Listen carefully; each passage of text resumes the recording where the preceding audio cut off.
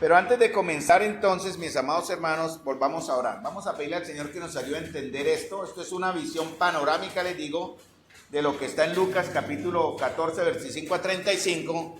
Y ahí están resaltados, ¿verdad? Están marcados cómo vi el organigrama o se organiza el bosquejo para entender lo que el Señor quiso decirnos. Vamos a orar primero, mis amados hermanos. Señor, te doy las gracias, amado Señor, por tu presencia, por tu espíritu aquí en este momento y en este lugar. Te pido, Señor, que estés orando y abriendo nuestros corazones para que en verdad lo que el Señor temía o veía en el corazón de sus discípulos de Marcos 6:52, Señor, no se esté reflejando en nosotros. Que tengamos aún un corazón endurecido y no hayamos entendido. Señor amado, te doy las gracias en el nombre de Jesús por tu presencia ahora y por tu bendición. Amén y amén. Entonces, mis hermanos, vamos a comenzar leyendo el bosquejo, o vamos a comenzar leyendo, aquí están los versos, y vamos a ver algunas cosas que ya vimos a través de estos 6 meses, solo para que lo tengan en cuenta. Si ustedes quieren guardarlo aquí, ahí va a estar el resumen de todo. Incluso lo pueden usar cuando necesiten discipular a alguien, o dar un estudio bíblico sobre este tema. Entonces comienza con capítulo 14, versículo 25. Grandes multitudes le acompañaban, ¿cierto? Ustedes me van siguiendo en la hoja, yo les voy explicando para que me sigan. Si tienen preguntas, levanten la mano y las contestamos. Tenemos 40 minutos para desarrollar este bosquejo. Si no alcanza, pues lo dejaremos hasta ahí, pero ya el próximo jueves retomamos Marcos 6:45 al 52. Marcos 6:45 al 52 ha sucedido 6 meses aproximadamente antes de lo que estamos viendo aquí en Lucas 14. Porque el Señor, en verdad, en Lucas capítulo 9 ya ha anunciado, capítulo 9, verso 51, que ya era el tiempo en que había de ser recibido arriba, ¿verdad? Ya es al final de su ministerio. Y él comienza un caminar hacia Jerusalén. Y él comienza a reafirmar de una manera ya, digamos, reafirmando lo que prácticamente sus discípulos necesitaban aprender y estuvieron aprendiendo a través de 3 años de acompañamiento al Señor. El discipulado en Cristo nunca termina, hermano. Él se rodeó de un grupo de hombres fieles, 12 discípulos, y con 12 transformó el mundo. Por eso la iglesia del Señor debe conformarse también en grupos o en cierta manera en equipos, para que en una común unión y en una común oración podamos desarrollar diferentes aspectos de un ministerio o servicio que va a alcanzar a muchas otras personas. Entonces, grandes multitudes le acompañaban. ¿Con qué intenciones? ¿Se acuerdan que nosotros tratamos de entender las intenciones de la multitud? En Juan capítulo 6 nos dice que la intención de la multitud era ¿cuál? ¿Se acuerdan? La principal, y por la cual el Señor recibe a sus discípulos que vienen de enseñar la palabra y los embarca apresuradamente. Eso está en Marcos capítulo 6 más adelante, en una barca, y los manda a cruzar el lago Genesaret hacia el frente, hacia Betsaida. Pero la intención de las multitudes nunca ha cambiado. Aquí en Lucas, capítulo 14, 25, estas mismas multitudes, unos meses más adelante, lo quisieron hacer rey, ¿no? Pero la intención de Jesús no era ser un rey terrenal, ¿no? Era un rey que tendría su trono, ¿en dónde? En la cruz del Calvario. ¿Con una corona de oro? No, con una corona de espina. Y él volviéndose, las multitudes acompañaban a Jesús. Pueden ver en el bosquejo.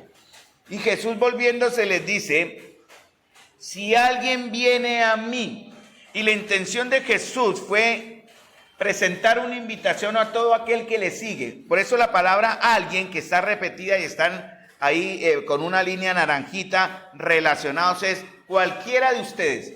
La invitación de Jesús a seguirle es para cualquiera de los que le estaban oyendo. Pero a partir de aquellos que ya le han oído y le siguen, él comienza a filtrar las intenciones. Él comienza verdaderamente como a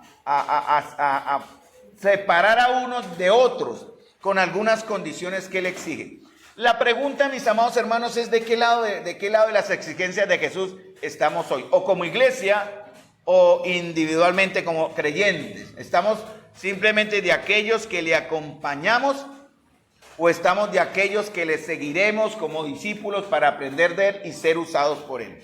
Esa es la gran pregunta. Por eso Jesús dice y da la primera condición. Esta primera condición es general, es para todos, porque tiene que ver con prioridades. Y las prioridades comprenden mucho de lo que nosotros tenemos. Prioridades en la familia, en este caso Jesús lo aplica a la enseñanza el núcleo familiar era muy importante en Israel, ¿no? Era muy tenido en cuenta ese aspecto patriarcal de la familia. Y Jesús aquí está dando una condición que es muy difícil para aquellos que aún tienen su corazón atado, amarrado a ciertas prioridades que no son el Señor. Por eso Él lanza una condición a todo aquel que quiera. Dice, si alguien viene a mí, porque primeramente debemos entender a quién vamos a seguir. ¿Usted a quién está siguiendo hoy acá? Entonces la idea es que los creyentes seguimos ¿a quién? A Jesús, ¿cierto? No, usted no viene a la iglesia, ojalá no lo esté haciendo, porque hay un buen ambiente, porque es una iglesia bonita, visualmente cómoda, o hay hombres en verdad que atraen, que captan, no, vamos a oír la predicación del pastor, que allá ese hombre tiene unción. Hermanos, esa no debería ser la razón principal por la cual nos congregamos, sino debe ser nuestra razón principal es porque aquí se enseña la palabra del Señor y presentamos a Jesús. Entonces, por eso Jesús dice, si alguien viene, ¿hacia quién nos vamos a volver? Y sigue la línea, dice, alguien, si ese alguien, porque ese no está en el texto, en la segunda parte, ese alguien no está en el texto, yo lo saqué de la Nueva Biblia Latinoamericana, en la versión Reina Valera, es si alguno viene a mí, ¿verdad? Y no aborrece o ama menos, y da una lista de 4 condiciones. Hay que amar menos a padre y madre, lo estamos haciendo. Hay que amar menos a mujer e hijos, lo estamos haciendo. A hermanos y hermanos, y algo que implica un sacrificio como más directo, que es, y aún su propia vida. Si ese alguien no lo hace, ¿qué dice? Ese alguien no puede ser mi discípulo. Esa es la condición de Cristo.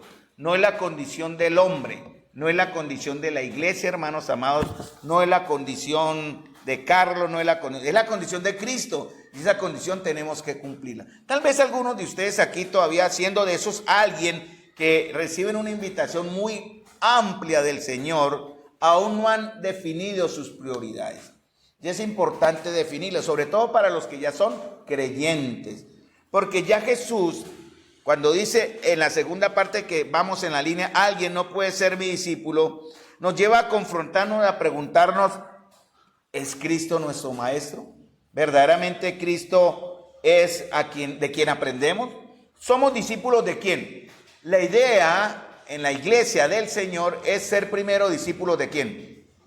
De Cristo. Y a través de ser discípulos de Cristo, nosotros debemos ganar a otros discípulos, ¿cierto? Mateo capítulo 28 da la orden, hermanos. Esa orden viene del cielo. Eso no es algo que invente el hombre. Id a todas las naciones, todo derecho, toda potestad, toda autoridad me ha sido dada, por tanto vayan y hagan discípulos. Y él esa autoridad se la dio a sus discípulos también unos días antes, se los entregó a ellos unos días después, unos meses después, cuando los envía de 2 en 2. ¿Verdad? En Marcos capítulo 6 ellos van de 2 en 2 a proclamar el evangelio. Incluso el mismo Judas estaba en ese grupo de los 12 que fueron divididos en pareja, ¿no? Parejas 2 hasta los 12. Después él envía 70 más a proclamar la verdad, a hablar el evangelio, a anunciar la llegada del reino de los cielos al corazón de los hombres. Eso tiene un nombre, se llama Jesús.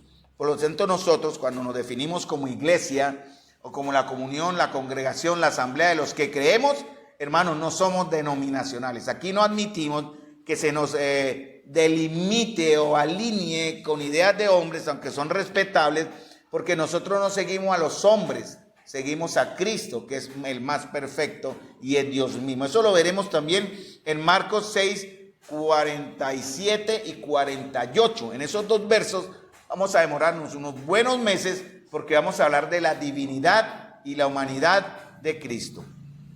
Entonces, sigamos. Aquel alguien a cual la invitación ha sido amplia, si no ama menos a esto que él menciona acá, él dice, no puede ser mi discípulo. Ahora, dice en el verso 27, ¿no? Y el que no lleva su cruz, ¿cierto? O el que no carga, en la Nueva Biblia Latinoamericana Jesús ya especifica más. En la palabra alguien es muy amplia, es para todo aquel que quiera. Pero ya aquellos que inician el caminar con él, él los identifica más particularmente y habla de manera personal, que está resaltado en amarillo, ¿no? El que no carga, porque la segunda condición, ¿cuál es? Es cargar la cruz. La cruz es personal. O sea, la cruz no la carga mi hermana por mí o la iglesia por mí. Cada uno de nosotros, de manera individual o manera colectiva como iglesia, cargamos la cruz. ¿Qué es la cruz? ¿Cierto? Ya vimos también qué significaba cargar la cruz, porque la cruz es personal. La cruz significa todo aquello, porque la palabra del mismo Señor advirtió: en el mundo tendréis aflicción, pero confiad, yo he vencido al mundo. Y Él nos advierte que vamos a estar en medio de un ambiente hostil, enemigos de los hijos de Dios y por tanto enemigos de Cristo. No es normal, no es lógico, no es bueno y no es saludable que los creyentes hagan alianzas con el mundo. Hay algo anómalo ahí, algo raro y extraño. Si eso está sucediendo en su vida, analice su fe, porque tal vez usted esté del lado equivocado de la eternidad, mi amado hermano. Cuando nosotros amamos o anhelamos las cosas que afuera, que dice Jesús, que son enemistad contra Él, por eso cargar la cruz va a significar para muchos de nosotros persecución, rechazo, burla. Pero más adelante, cuando veamos ahorita los versos 28 en adelante, también nos hace un llamado de atención, porque hay que sentarnos e inteligentemente calcular el costo, porque tristemente hay algunos que han empezado en este camino de el discipulado, de seguir a Cristo, y al no considerar los costos se han rendido. Y por eso dice en el verso 28, no se sienta primero y calcula los gastos a ver si tiene lo que necesita para acabarla. No sea que después que haya puesto el cimiento y no pueda acabarla, todos los que lo vean comienzan a hacer burla de él. Aquel que hace o viene a edificar, o el rey que al marchar a la guerra contra otro rey ve que no puede, vaya a hacer pacto con el enemigo que viene. Eso es una enseñanza acá, hermanos, y ya llegaremos allá en este tiempo. Entonces, dice Jesús, no puede ser por segunda vez mi discípulo. Si alguno no aborrece, no puede ser mi discípulo. Si alguno no lleva su cruz, no puede ser mi discípulo. El que no puede ser mi discípulo significa voluntad y poder, fuerza propia. Quiere decir lo que yo decido. Si usted decide seguir a Jesús, tiene que asumir la responsabilidad de cargar la cruz. Es algo que viene ya en el paquete. Aunque las promesas son eternas, nosotros tenemos que soportar terrenalmente esa advertencia del Señor. Pero Él dice que también tenemos que poner, por eso en la palabra de Dios dice que no nos ha dado Dios espíritu de cobardía, sino que de poder, de amor y dominio propio. ¿Para qué? ¿Para qué nos da eso? ¿Para qué nos dio el Señor eso? Para poder ser buenos discípulos y enfrentar o soportar las acechanzas o la oposición del mundo. Por eso el apóstol Pablo en Efesios capítulo 6, versículo 10 en adelante, dice que no tenemos lucha contra carne y sangre, sino contra huestes espirituales de maldad en regiones celestes. Por tanto, estad firmes, dice él. Prepárense, ¿no? Afírmense sobre la fe. Y él da un listado que habla de la armadura para el creyente.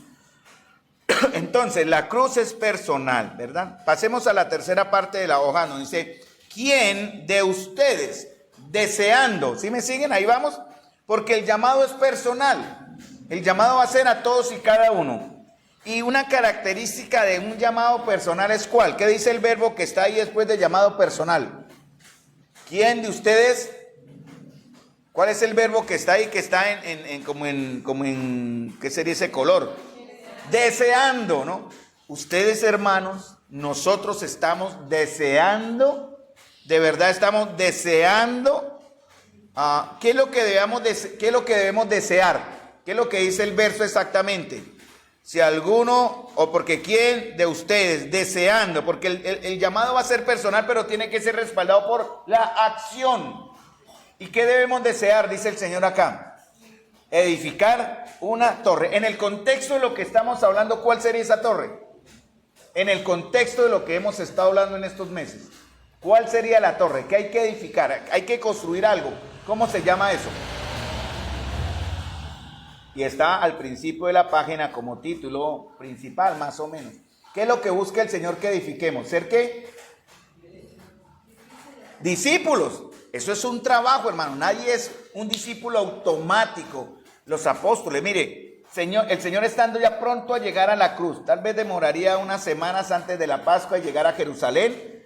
Y aún así, Él dice en Lucas, en Marcos capítulo 6, en ese milagro al andar sobre el mar, que ya llegaremos allá a hablar, que sus discípulos tenían el corazón endurecido, no habían entendido aún. O sea, ser discípulo es un proceso, y ese proceso lo trabaja usted, porque usted es el que ha respondido al llamado y está deseando edificar una torre. O sea, ¿cuál es su propósito al ser cristiano? Simplemente calentar una banca, soy salvo y amén, gloria a Dios. Pero no, el Señor también espera que usted lleve una acción que respalde su vida, porque su vida tiene que estar respaldada por acciones, por hechos, ¿no? Vamos a hablar de eso más adelante cuando lleguemos allá. Entonces, ¿quién de ustedes deseando edificar una torre y le manda a hacer dos cosas? ¿Qué tiene que hacer? Porque ahí vamos al primer punto, lo que está resaltado en el cuadrito azul. Hay que considerar el llamado. Usted tiene que hacer dos cosas. ¿Qué hay que hacer? Dos verbos que están ahí. Lo que está en color, ¿qué sería ese color? Como verdoso ahí. Se siente y calcula. ¿Usted para qué se sienta? Cuando usted está calculando gastos, ¿cómo lo hace? Sentado, no a la carrera, ¿no? Usted no va caminando, construyendo y dice, bueno, voy a levantar una torre, voy a hacerlas edificar, voy a hacer las bases de la columna para edificar una torre, pero ahí. No, usted se sienta, coge lápiz, en cierta manera, por dar la ilustración, toma nota, calcula, se sienta y también tiene que calcular, ¿cierto? Y debe sentarse primero, porque ya vimos que la primera condición, al principio de la hoja que está en color cremita, es primera condición amar menos. Segunda condición, cargar la cruz, que ya es específico, y la tercera condición es calcule el costo. La palabra calcular en griego, que está ahí en rojito, es decidir por votación. ¿Cuánto vale? ¿Alguno de ustedes ha hecho eso? Honestamente, ¿alguno de ustedes han hecho ese cálculo en su vida? ¿Se han sentado y sopesado, bueno, ahora soy creyente y el ser creyente me conlleva esto, beneficios, pero también me advierte de esto, que pueden ser en la voluntad, si Dios lo quiere así, tener que ser, en ese caso, llevar la cruz por rechazo, llevar la cruz por oposición, llevar la cruz por muerte, ¿verdad? Tal vez no, pero igual manera hay que considerar el costo, hay que calcular el costo. Alguien que me lea Proverbios 24:27, por favor, Proverbios 24:27. Entonces, si usted ha tenido un llamado personal, si usted está deseando edificar una torre, que en el tema que estamos viendo es ser un verdadero discípulo, usted se sienta primero y vota a sí mismo, bueno, ¿qué me va a valer esto y esto? Porque hay un costo. Cuando dice que hay un costo, ¿qué significa? Un precio, hay que pagar algo, en cierta manera. ¿Qué dice Proverbios 24:27, por favor?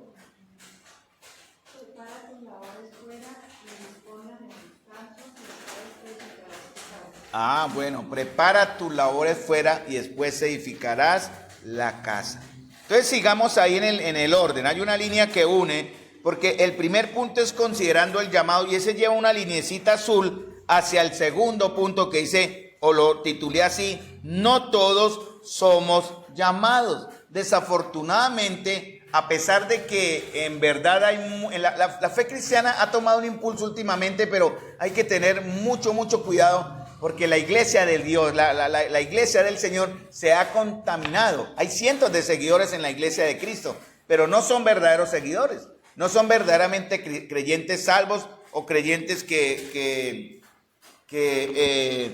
han sido redimidos o transformados por el Señor, ¿cierto? Entonces, una de las cosas que debemos entender es que no todos somos llamados. ¿Cómo sabemos que usted es llamado? ¿Cómo sabemos que usted es uno de los llamados? Según lo que acabamos de ver. ¿Cómo me prueba usted que usted es uno de los llamados? Si yo le preguntara a alguno, a ver, ¿cómo me prueba? ¿Cómo me convencería a mí, Carlos? Yo sé que soy un llamado por esto, de acuerdo a lo que estamos viendo aquí en el bosquejo de la hoja. Miren lo que vimos en el verso 28. Porque se está preparando, ¿no? Pero también hay una acción primera que hay que tener. Y eso conlleva la preparación, porque es lo que viene primero, es lo que falta aquí que no me han dicho. Pero en el texto, ¿cuál es el que está en el verso 28? Aquí en el Reina Valera es un verbo, pero en el Nueva Biblia Latinoamericana es el mismo, pero con otra palabra. ¿Qué hay que hacer? ¿Cómo sabemos que usted es un llamado? Usted debe tener algo. El salmista David decía, devuélveme el gozo de tu salvación. Él había perdido algo que el Señor le había entregado por descuido, ¿no? Abandonó, dejó de que el gozo se muriese. Pero aquí en el texto, según en el verso 28, hay un verbo que me hace definir si verdaderamente yo estoy siendo o soy un llamado. ¿Cuál es? Querer o desear, ¿no? Deseando. ¿Está usted en verdad deseando estar acá? ¿Está usted en verdad deseando orar? ¿Usted está en verdad deseando leer la palabra y aprender de ella? ¿Usted está en verdad deseando congregarse? Si eso no está sucediendo en su corazón, yo voy a ir un paso allá. Yo no soy Dios, pero yo voy a dar mi opinión. Considere su fe, porque tal vez usted está en el lado equivocado de la eternidad. Seguramente, si usted no siente ese deseo que viene de Dios, algo está fallando en su fe. Por eso el verdadero, ¿cómo sé que soy llamado? Porque yo deseo. ¿Y qué voy a desear? Lo que a Dios le agrada, obviamente, ¿no? ¿Cómo agradarle, no? ¿Cómo cumplir su propósito? En este caso, en este texto es edificar una torre, que es el ejemplo que él da, pero tiene que ver con ser un discípulo. Entonces sigamos, no solo somos los llamados, seguimos al punto 3 del resalto en azul, pero hay que calcular el costo del llamado, ¿cierto? Lo acabamos de ver. Ahora, cuando usted hace eso, ¿es para qué? Usted calcula el costo, ¿es para qué? Dice en el mismo verso 28, una palabra que también es una acción. Hay una razón. Dice, ¿para qué? Para ver, ¿cierto? Usted va a comprar algo, ¿no? Hoy mi esposa tuvo que hacer una cotización y fue a 2 sitios para ver qué. ¿Cuál era la más barata? ¿Sí o no? Y va a lanzarse por el lado más barato. Uno siempre tiene que hacer las cosas con una razón. Entonces yo me siento y calculo es para ver qué. Para ver si tiene qué. Y en este caso miren lo que dice ahí. Si tiene, la palabra tiene en el griego es sostener. ¿Sí? Considere si necesita o si tiene qué. ¿Qué palabra está ahí? Y que está en el texto, lo suficiente. ¿Eso qué quiere decir lo suficiente? Y ya Luis Humberto estuvo enseñando algo sobre esa palabrita, ¿no? La suficiencia de Cristo, porque Cristo es suficiente. Ahora, hermanos, si nosotros no tenemos a Cristo como suficiente, como el proveedor de todo, entonces usted se dará cuenta que no está llamado a ser un discípulo. Si Cristo no es todo lo que usted necesita, porque en realidad es lo único que tenemos, hay un problema en su fe.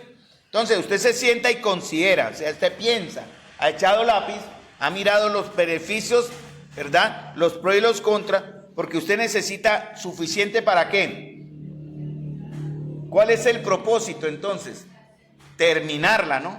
Pero aquí Jesús a continuación empieza a hablar de alguien que empezó y no terminó. ¿Por qué? Porque no consideró.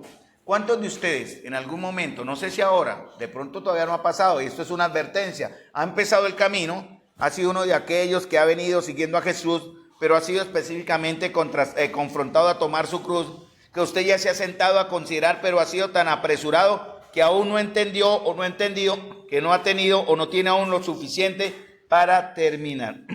Porque esa es la prueba del llamado. ¿Cuál es la prueba del verdadero llamado discipulado? Y está al frente del texto del punto 4 que está en azul.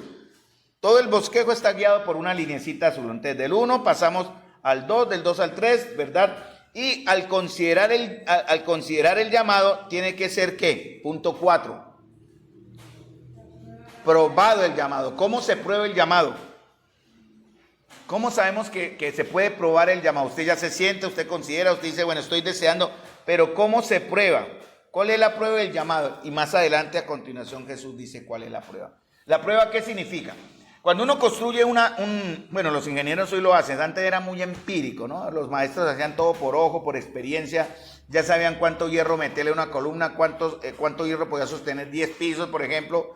Ahora, hoy día hay que seguir unos planos, ¿verdad? Hay que seguir unas indicaciones. Pero antes de fundir placa, sobre todo en construcciones grandes, los que han estudiado ingeniería o los que conocen algo de eso, se necesita hacer una prueba de carga. Ustedes le toman unas muestras al fundido de la placa y le hacen un análisis en un laboratorio a presión a ver si ese concreto con el cual se va a fundir la placa en algún momento que se fundió soporta la presión de los pisos que vienen ahí. Eso es en un laboratorio, antes de construir los pisos, ¿no? Porque si la muestra que mandan al laboratorio, en la prueba del laboratorio, no aguanta la presión que le dan ahí para probarlo, ¿qué hay que hacer? Cambiar la mezcla o la conformación de la mezcla para hacerla más fuerte.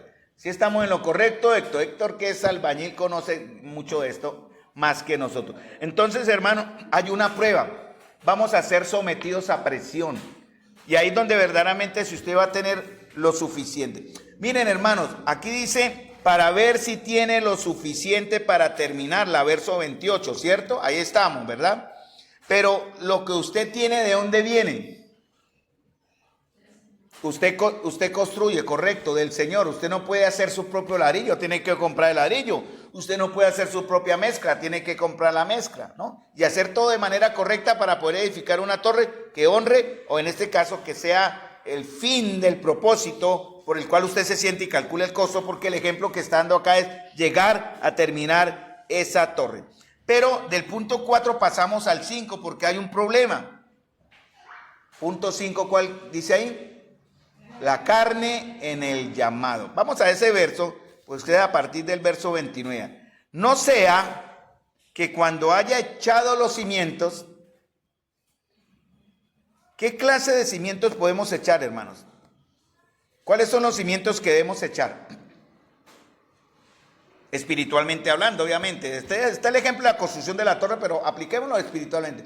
¿Cuáles son los cimientos que debemos echar? La palabra de Dios es un cimiento. Otro cimiento. La oración es otro cimiento. Otro más.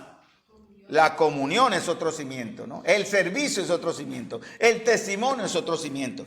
Pero miren que este hombre que está acá no tenía los cimientos correctos. Era un cristiano, yo los llamo pues para dar una ilustración muy actual, muy aguapanela, ¿verdad? Ni para aquí ni para allá, muy camaleónico. No tiene buenas bases. Porque él comienza, ¿no? En la emoción de la fe, en ese primer amor aparentemente, cuando haya echado los cimientos, y fíjense lo que pasa, él echa los cimientos sin tener los elementos necesarios para terminar. Él se dio cuenta ¿cuándo? ¿Cuándo se dio cuenta que no iba a poder terminar? Dice, cuando haya echado los cimientos y no pueda terminar. ¿Cuándo se da cuenta que no va a poder terminar? Cuando empieza a echar los cimientos y dice, caramba, me falta ladrillo, ¿y ahora qué hago? Ay, Dios mío, este cemento no es suficiente, ¿y ahora qué voy a hacer? Pero eso es un problema porque muchos han empezado en esa carrera de la fe guiados más por la carne. Todo ministerio o servicio en la iglesia comienza con una base. Si esa base no está, hermanos, no se puede ejercer un servicio en la iglesia. Hay que ser y deben ustedes ser discipulados o tenemos que ser discipulados. Y a partir de eso vamos a pasar al evangelismo, vamos a ser usados en diferentes servicios en la iglesia del Señor. Yo por ahí dejé un libro, no sé si lo encontraron sobre una silla. Y este libro es, Silvia, exacto. Este libro tiene que ver con el discipulado. Y este libro lo trajimos del Congreso para leerlo, obviamente, y a partir de ahí, no va a reemplazar la Biblia, obviamente, pero es una guía para, a partir de la lectura del libro, pasar a maneras prácticas de dar un buen cimiento sobre, en este caso, ser un verdadero discípulo. O sea, a través del libro nos van a enseñar o nos van a mostrar diferentes maneras de practicar o ejercer un ministerio, sobre todo aquí, para ser discípulos. ¿Cómo podemos hacer discípulos? ¿De qué manera podemos hacer discípulos? Por ejemplo, ¿aquí estamos haciendo discípulos? ¿Cierto que sí? Esa es mi tarea, ¿no? Mi tarea es que ustedes sean buenos discípulos. Anhelo y sigo orando porque la iglesia esté llena por los que verdaderamente quieren ser discípulos. Pero hay otra manera que necesitamos practicar o aprender de que también podemos hacer discípulos. ¿Cuál sería? Otra. ¿No tienen más en su mente? El evangelismo es una manera de hacer discípulos. Una visitación es una manera de hacer discípulos. Una consejería es una manera de hacer discípulos.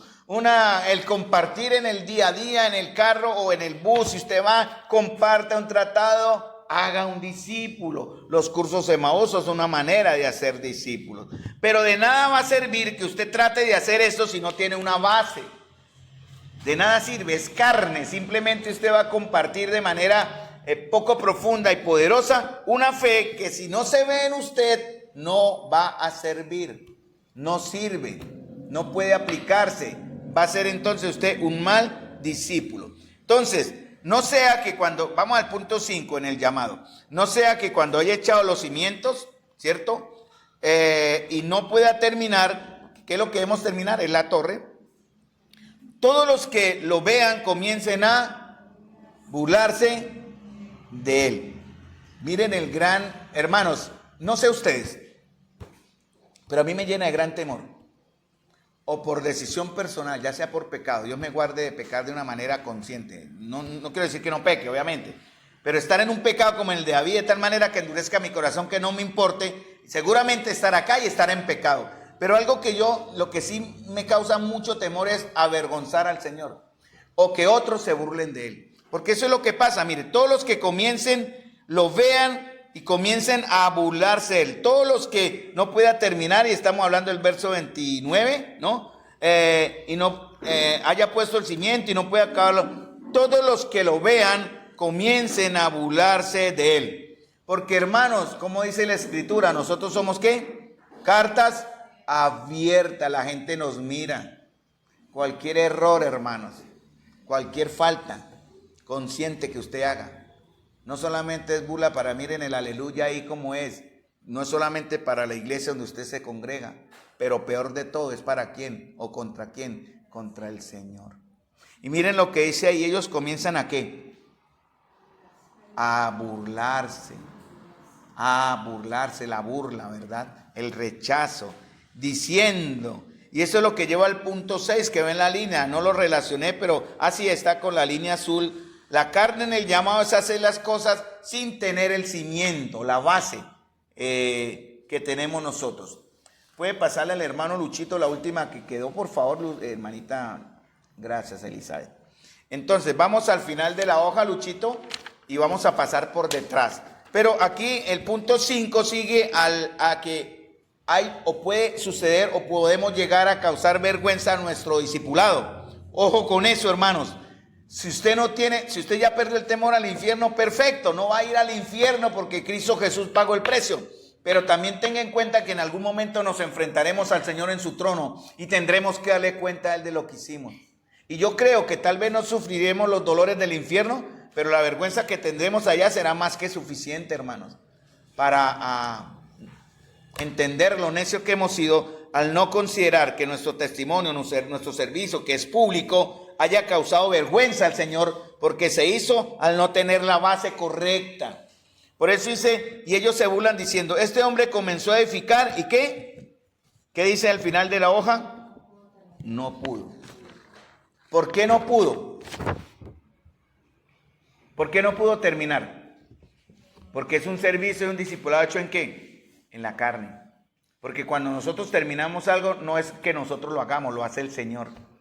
Una cosa diferente, mirándolo al contrario, este hombre comenzó a edificar y pudo terminarla, mirándolo al lado contrario. Este hombre comenzó a edificar y pudo terminarla. Pero pudo, ¿por qué? Nosotros, ¿por qué podemos? Porque tenemos a quien es más que suficiente, que es Cristo Jesús. Él es el que nos da el poder, la autoridad. Cuando Pedro y Juan fueron sacados de la cárcel, ellos llegaron a la iglesia donde estaban reunidos los hermanos.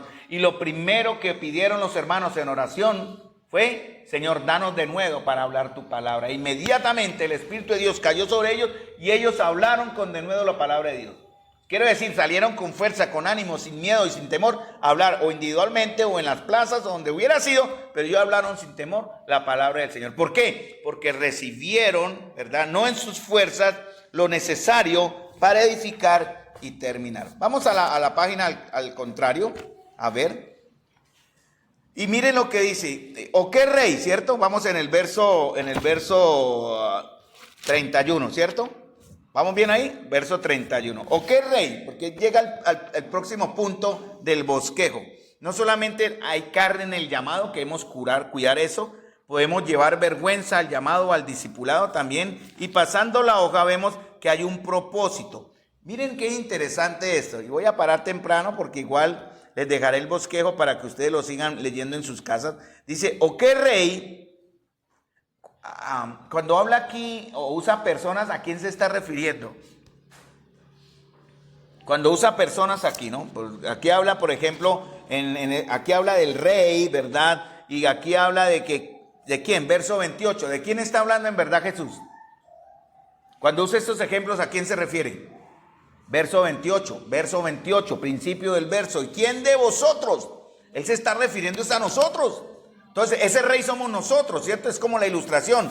¿Quién de ustedes, como da el ejemplo del rey, cuando sale al encuentro de otro rey para la batalla? Cuando el llamado es seguro, puse en rojito, yo salgo. Porque este rey, en este caso yo, como dice la escritura también en Efesios 6, yo tengo que estar constantemente en confrontación con un enemigo. Yo no me puedo esconder.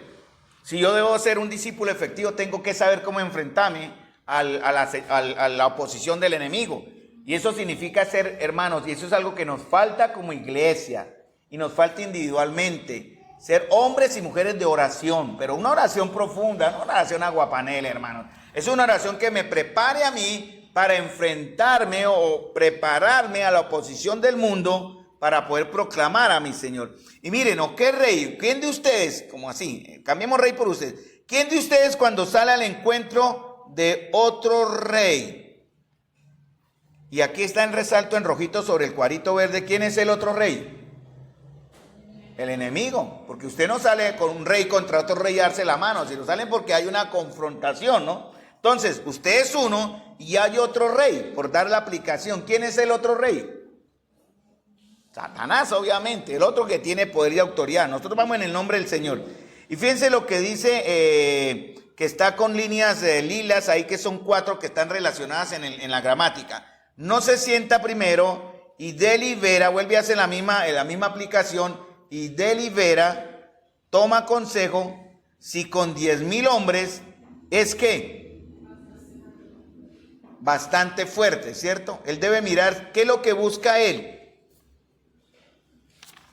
Fuerza, ¿cierto? No tanto cantidad, sino fuerza. A veces pensamos que la iglesia debe llenarse de miles. Pero hermano, mire que el Señor, su primera iglesia fue de 120 y de ahí arrancó. Pero su primer grupo de que conformaron la iglesia primaria fueron 120. Es más fácil trabajar con números pequeños que con grandes multitudes. Es muy difícil pastorear 200, 300, 400 si no se tiene un buen equipo. Cuando alguien está solo en el ministerio, lo más que puede pastorear, 40 o 50. Pero para poder crecer, hermanos, y el Señor está enseñándonos eso, debemos aprender a que somos parte de un equipo. Por eso Él habla de mandar de 2 en 2, de prepararnos también para ser no solamente buenos discípulos, buenos discipuladores, sino también ser consiervos con otros en unos equipos, valgamos esa repetición de la palabra, para poder ser efectivos hacia afuera o hacia donde tenemos que alcanzar. Entonces, ¿qué rey, cuando sale al encuentro de otro rey, no piensa primero, repite lo mismo que los versos anteriores, si es que bastante fuerte para enfrentarse al que viene contra él con 20,000? Entonces, miremos los verbos que están resaltados en ese color que será como dorado, ¿no? Hay que salir, ¿cierto? Salir, hay que más, que sigue, sentarse, pensar y mirar qué, lo que va después del punto 8, porque las fuerzas de nuestro llamado, ¿de dónde vienen? Del Señor. Pero entonces aquí dice, ¿para qué? ¿Para qué quiere usted recibir fuerzas? ¿Y enfrentarse qué significa? Pelear. No es decir yo me enfrento y salgo corriendo, es pelear. Pero hay algo triste acá. Y, la palabra y, seguimos aquí para terminar en estos minutos. Y, vamos que va con 20, ¿no? Y yo tengo 10. Si este fuera un verdadero discípulo, ¿con cuántos vencería? Si fuera un verdadero discípulo, porque aquí el Señor está hablando, da una contradicción. Si este fuera, aparentemente va bien, ¿no? Este rey, que soy yo, usted, aquellos que me quieren seguir, se sienta, delibera y piensa, pero las fuerzas deben venir de mí, dice el Señor. Pero si usted quiere pensar en sus propias fuerzas, usted va a ser derrotado. Esa es la idea. Entonces dice, y es lo triste que viene a partir del verso 31. No ha pasado la hoja, pero la paso aquí. ¿O qué rey al marchar a la guerra contra otro rey no se sienta primero y considera si puede hacer frente con 10,000 al que viene contra él con 20,000?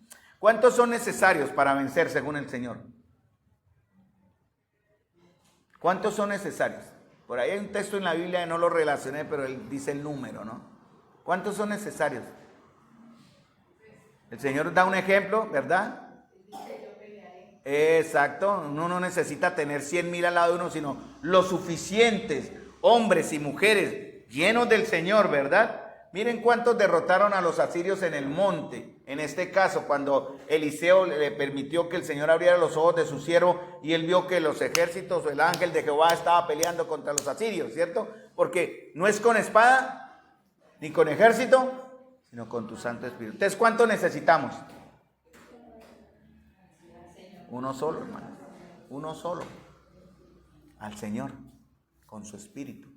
Y este hombre dice, uy, caramba, yo tengo 10, él tiene 20. Y miren lo que pasa acá tristemente.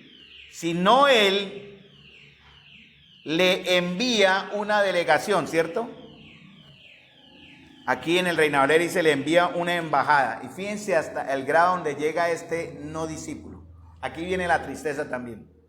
Calculó mal, ¿cierto? Vienen 20, yo tengo 10. Pero como sus fuerzas no estaban en el Señor, ¿qué hace él?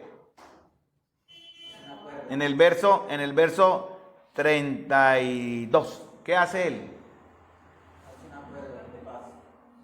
No, antes que eso, antes del acuerdo, ¿qué es? ¿Qué hace él? ¿Ah? Tampoco sale, pero él hace algo, tiene que hacer algo. Sí, él va a pedir paz, pero tiene que haber algo en él. Rendirse, hermano. Rendirse. ¿Qué dice la Escritura? En Cristo somos más que vencedores. Pero el hombre ve porque sus ojos están en la carne y dice, yo tengo 10, él tiene 20, me rindo. Y al rendirse hace varias cosas. Dice, le envía.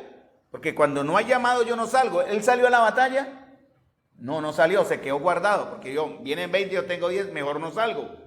¿Verdad? Pero él envía ¿qué? Una delegación al otro rey, ¿cierto? Que ya es que cuando él le pide condiciones de paz, ¿cómo se vuelven? Ajá. Al primero era el que sale contra otro rey, que es mi enemigo, me enfrento y me preparo. Pero mira que yo tengo 10 y él tiene 20, entonces me rindo en mi mente, en mi corazón, en mi interior, en mi alma, me rindo. Porque mis fuerzas no están en el Señor. Cuando uno se rinde en una guerra, se vuelve siervo.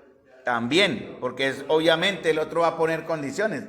Pero las condiciones aquí, creo que usaron el término, y aquí lo dice, condiciones de paz. Seamos amigos mejor. No, vámonos por lo bajito. Seamos amigos. Y él no va a decir, yo tengo 10 o tengo 20. De pronto el que viene con 20 sí sabe. De pronto no. Pero la palabra aquí es, pide condiciones de paz. Me rendí. ¿Cuántos creyentes han hecho eso, hermanos? ¿Ah? ¿Cuántos cristianos hemos hecho eso en algún momento? Nos hemos rendido y le hemos pedido condiciones de paz al enemigo. Y ahora, en realidad, ya no es nuestro enemigo, sino nuestro amigo. Juan lo dice, ¿no? No améis el mundo, ni las cosas que están en el mundo. El que ama el mundo, el amor del Padre no está en él. Es como el texto que nos lleva a pensar, hermanos, que la rendición, mire las fuerzas de dónde vienen, punto 8, punto 9, la rendición y debilidad de nuestro llamado. ¿Por qué le pide condiciones de paz cuando el otro está qué? Es que, hermano, ni siquiera lo dejó acercar. Ni siquiera tuvo con él la primera confrontación. Una cosa era haberme agarrado a lucha con él y me venció en franca rid, me venció y punto, ya. Pero él ve todo y se asustó. Vienen 20 y yo tengo 10, mejor me rindo. Seamos amigos. Pido condiciones de paz. Y lo más terrible es que ni siquiera lo confrontó, sino lo vio de lejos y se asustó. No, hermanos, nosotros tenemos que estar al frente. Por eso el apóstol Pablo habla en Efesios que debemos resistir, estar firmes ahí en el día malo. Muy bien, para terminar, así pues, verso 33. Así pues, en el punto 8, ¿no? Rendición y debilidad de nuestro llamado. Porque hay hermanos, hay personas, hay creyentes que se han rendido. Demas me abandonó amando más este mundo, le dijo Pablo a los que escriben Colosenses. Así pues, dice el Señor, en conclusión o como consecuencia, cualquiera, entonces vuelve Jesús a ampliar la invitación o la advertencia, cualquiera de ustedes que no renuncia a todas sus posiciones no puede ser mi discípulo. Y esa es la cuarta condición que veníamos viendo a través de estos meses, renunciar a todo. La palabra renunciar no es una regla para unos pocos, sino para todos y cada uno. Cuando dice a todas sus posesiones, en realidad el término quiere decir en el griego es como someterse a su autoridad. Usted está esclavo de sus posesiones. En este caso particular la palabra posesiones da esa idea, como alguien sometido a algo. Por eso creo que es en Timoteo que habla que el amor del dinero, en este caso ejemplar para aplicar, es la raíz de todos los males. ¿Qué es lo que usted está amando?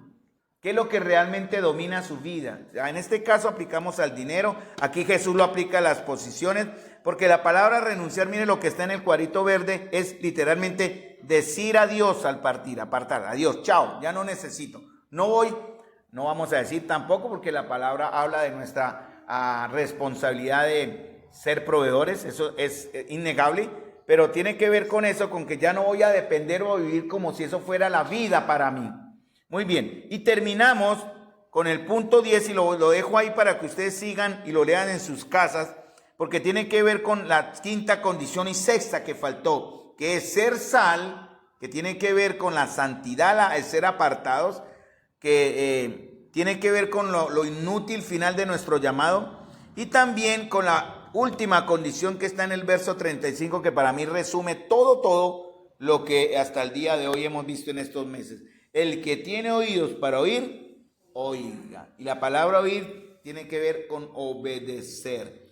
Y habla de la sal, ¿no? La sal tiene un propósito, la sal tiene una conformación, ¿verdad? Habla de utilidad y de no utilidad, ¿verdad? También habla que no, aquel que no se cuida, porque la sal es buena, siendo nosotros sal, pero si nos volvemos insípidos, la palabra insípido es enloquecer, hacerse necio, perder sabor. Y por último termina no va a ser útil ni para la tierra, o sea, no va a ser ni siquiera para ser arada, ¿verdad? No va a producir nada, su corazón será un corazón inútil, ni tampoco para enmudar, ni siquiera para ayudar a otros a que la semilla crezca. Miren lo inútil que llegamos a ser delante del Señor. Y la palabra que está aquí, ellos al final la arrojan. Un discípulo que pierde su fervor, su compromiso y deja vivir conforme al evangelio, se vuelve espiritualmente inútil, pierde impacto, pierde efectividad, pierde propósito. La sal fuera, es echada como algo que no sirve. Muy bien, mis amados hermanos, yo les dejo la hojita, la pueden coger, ahí está el resumen de 6 meses de trabajo y de estudio con ustedes, para la gloria del Señor. Y vamos el próximo jueves a empezar con Marcos capítulo 6, versículo 46, porque ya vimos todo esto de el llamado del Señor y llenar las necesidades de las multitudes, tiene que ver con Marcos 6, 45 nada más. En ese verso nos gastamos 6 meses o más, creo, pero vamos a ver el verso 46 y 47, nos vamos a gastar otros 6 meses mínimo, porque hay que profundizar en entender quién es Jesús. ¿Quién es Jesús? Vamos a ver esa parte humana y divina tan hermosa. Aquí es donde vamos a aprender a conocer aún más quién es nuestro Salvador. Porque uno sirve y ama a quien conoce más, no al que no conoce.